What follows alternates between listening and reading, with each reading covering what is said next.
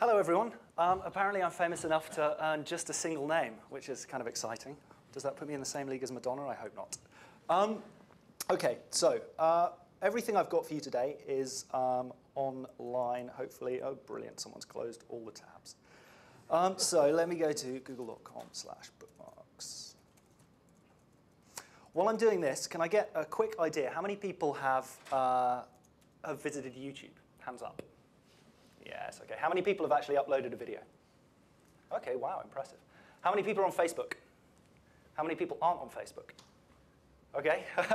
How many people have got over 5 friends on Facebook? Hopefully most of you.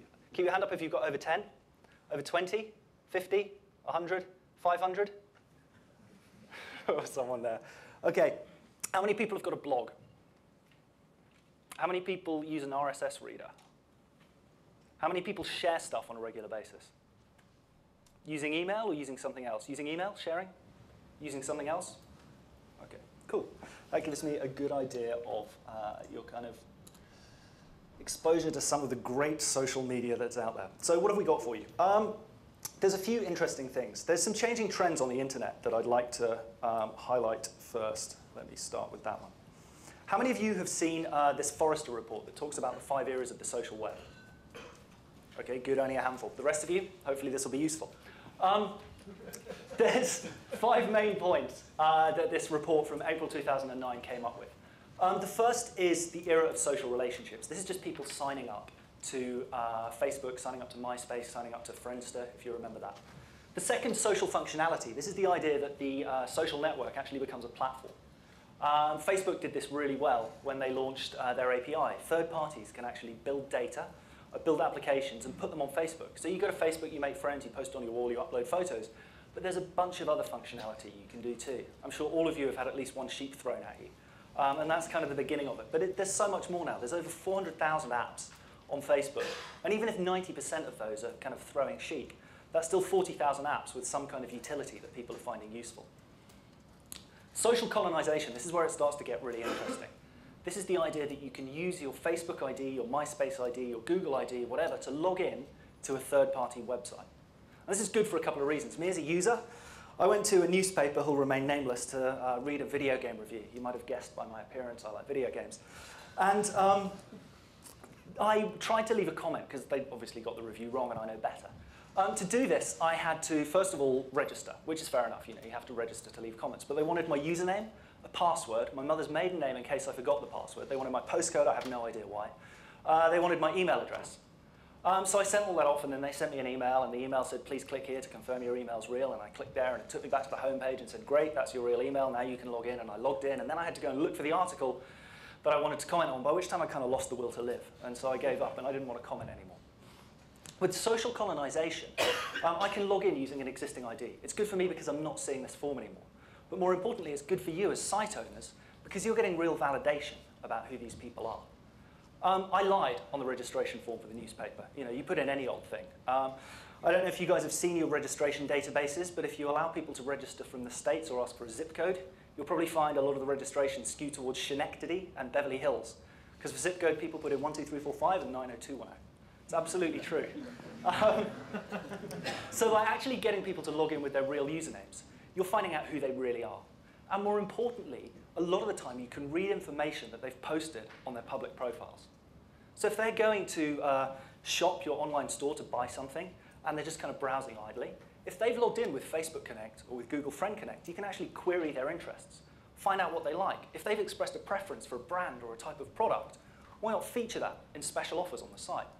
If they're looking for a new mobile phone, maybe they've just posted on their update status, mobile phone broke. You can say, well, we've got special offer on mobile phones right now. The fourth stage, social context. This is the idea that once I'm on this site, it's not only about me being able to log in, I can actually see what my friends are saying.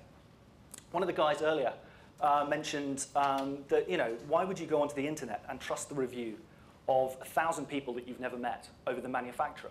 Well, I don't know, but lots of people do. However, they trust their friends even more. So if I can go to a review on Amazon that's got 1,000 reviews, I don't know, maybe it's a toaster, and I can see these 1,000 reviews average rating 2.5 stars, what does that mean to me? I don't know.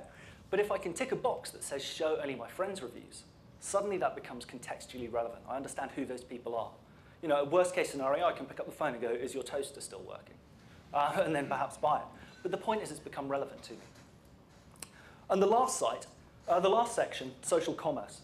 Now, I've been using Dell Swarm as an example of this, which was kicking around last year. This is the idea that instead of building a product and then looking for a marketplace to sell it to, you're actually looking to these social groups that exist already who are talking about what they want and delivering a product exactly for them.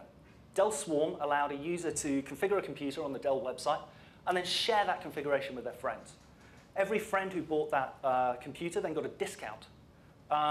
All the friends got a discount. And they do split shipping, so it wasn't like I got 20 computers and had to hand them out to my friends. And as I understand, they aimed it pretty squarely at the back-to-school market. So they were looking to parents buying a laptop for their kid. They share that with all the other parents in the school. Everyone gets a discount. Everyone's a winner. But it turns out Sony have been doing this even earlier by inviting bloggers over to give product advice about cameras, which is really interesting, but obviously not quite as scalable. So by using these social groups, by actually talking to people where they are and observing what they do, you can learn about a lot about what your future product direction should take. But enough of theory. How about some practical examples? Here is google.co.uk. This is iGoogle. If it loads, dum dum dum. Now this is actually my iGoogle page here. If I go to the home one. And again, you'll see that with the Zelda top, I quite like computer games. Well, I've got some stupid gadgets. Eyes that follow my mouse around the screen, bejeweled, because you can never be too busy at work. Metacritic is actually an aggregation site. An aggregation is something that's becoming really interesting. What they do, how many people have been to Metacritic? Only a handful. OK, so for those of you who haven't, metacritic.com. Essentially, they take reviews from all over the web for a bunch of different products, films, DVDs, computer games, music, TV. And they'll look at the reviews from every site they can find. They'll add them together, and they'll take an average. It's pretty straightforward. Where the wild things are, I was quite surprised to see this was being made a film, but it's got 69. And they'll take, fortuitously, I guess, and they'll take reviews from a whole bunch of different places and literally just average them out. And it's all done manually, but this site is increasing in popularity every day. People want to go somewhere where they can see a spread of reviews. They can understand, an average rating. They don't want to be skewed by just one site. So if they come to your site where you've got a couple of reviews for your products, they're then going to go elsewhere to look for additional reviews. Now, one of the key things you guys can do is start to aggregate this data yourself. Put it on your site so they actually get an honest opinion there. Most of this stuff is available as feeds. You can just contact websites or even just visit the websites, download the feeds, build a system that integrates them, averages them, shows a score, and provides links back to the sources. By keeping people on your site, you're keeping them close to the buy button, and that's really the key. The worst thing that can happen is they disappear off somewhere else. Now, what happens if the companies are cheaper, I hear you ask? Well, it's a very good question, and I'm glad you asked it. There is a gadget that Amazon built, which is really neat. It's this one here. And what it does is aggregate prices. It allows you to browse their entire store, first of all. So within this gadget on iGoogle, I can browse for any category. Come on, gadget, don't fail me now.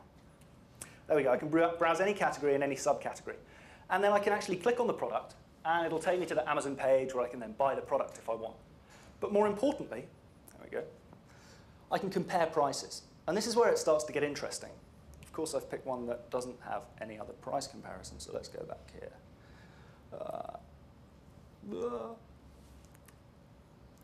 This is bound to. There we go. OK. So you can see they're actually providing prices from different retailers. And this is an Amazon gadget that's built by Amazon. And lots of people have installed this. Now, but it's on iGoogle, and this is the key. People come to iGoogle, a Google homepage, and generally the first thing they'll do is search. There was a stat we had last year that said 20% of searches in the US came from an iGoogle page. That's 1 in 5. So people who use iGoogle search a lot. But if I were to come here and I'd be searching for Professor Layton and Pantora's box for Nintendo DS, what I'd normally do is go up to the Google search box, plug it in there, find a price comparison site, wade through, read some reviews, eventually buy it. By Amazon providing this functionality right here, I'm able to buy directly from iGoogle. Now, I'm not always going to buy from Amazon. And if I click this details link, it'll take me to the website where I can purchase it. So let's go to Games Basement. They've got an affiliate link set up, or an affiliate deal set up with most of these providers, so they're getting pennies for every sale. But more importantly, they're learning an awful lot about what people are looking for, what people are buying, what people are spending money on, and where they're buying it from. They're learning a lot about their competitors and how quick they are to put products to market, what sort of sales they're running. And that market data is invaluable. And again, importantly, they're stealing traffic from Google to do that. But that's no bad thing because they're providing great functionality to the user. So aggregation, really important. Which brings me to my second point, I guess. That aggregation part is really where this social functionality comes in. People talk about stuff. People talk about stuff all the time online. And they share stuff. You've all been to news sites where you've seen share this link and share on Twitter, share on Facebook. But how many of you actually have this functionality on your own sites? Any of you? Show of hands? Yeah, that's pretty weak, right? I mean, I apologize. I don't want to pick Vodafone out in particular, but I actually looked at a bunch of sites over the last few days. Where are we here? And this was the best I could find. And it's kind of a bit of a miserable performance. But still the best of all the others, right? Or the best of everything that I saw. And what they've got is... I know, I'm sorry. No, but in your defense, the reason I'm showing it is because it's the best social integration I could find. OK, good.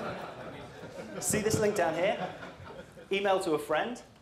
No other retailer that I visited even had this. And emailing is, well, as we all know, dying out a little bit.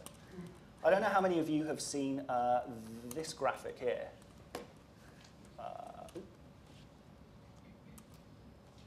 This graphic here.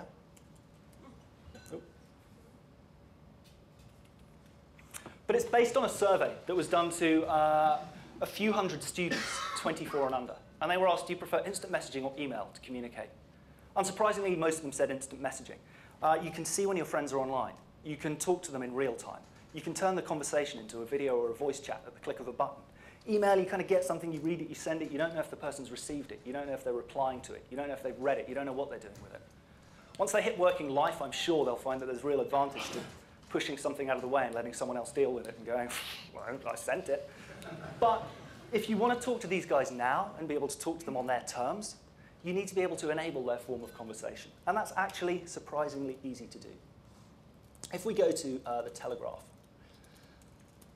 you'll see, as on most websites, they'll have share this buttons next to their articles. So let's let this load up. Let's just pick one at random. I hope there are no Tory MPs in the room. And you'll see this link here, share. Now, it's a pretty small link, right? It doesn't take up much space on the page. Easy to fit in wherever you want. If you click on this, you'll see that you're able to share with a number of different providers. But if you guys want to add this to your web page, all you need to do is click the Add This button on the bottom right. And this thing's on a lot of websites. You've probably seen it around. You'll get taken to this page here. You select what sort of site you've got, website, Blogger, WordPress, MySpace. Well, you guys have probably all got websites.